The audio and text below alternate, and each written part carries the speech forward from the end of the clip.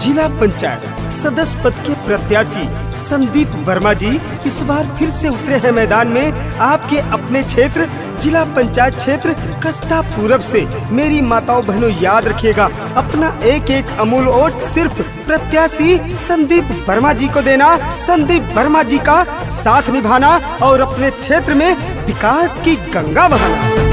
कस्ता पूरब क्षेत्र की जनता ने मिलकर ये ठाना है, अपना जिला पंचायत संदीप वर्मा को ही बनाना है।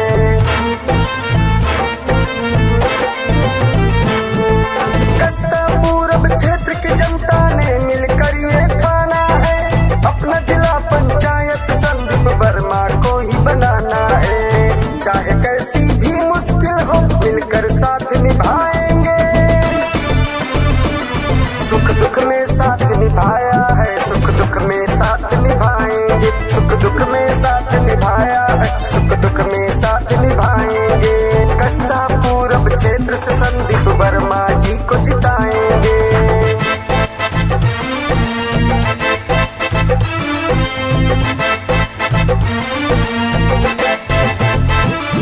कहते हैं कि मुश्किल वक्तों में साथी की परीक्षा होती है, कौन है अपना कौन पराया इसकी भी समीक्षा होती है। कहते हैं कि मुश्किल वक्तों में साथी की परीक्षा होती है, कौन है अपना कौन पराया इसकी भी समीक्षा होती है। जो अवसरवादी है सारे दुख में दुख पहुँचाएंगे, पर हमने है कसम उठाई सबका दर्द मिटाएंगे। जैसे पहले साथ रहे इस बार भी साथ निभाएंगे, सुख दुख में साथ निभाया है, सुख दुख में साथ निभाएंगे, सुख दुख में साथ निभाया है, सुख दुख में साथ निभाएंगे। कस्ता पूरब क्षेत्र से संदीप वर्मा जी को जिताएंगे।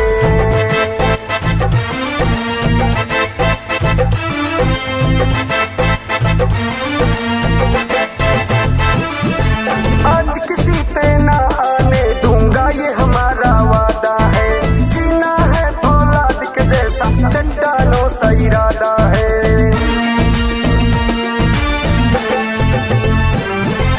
आज किसी पे ना आने दूंगा ये हमारा वादा है, सीना है फौलाद के जैसा चट्टानों सा इरादा है।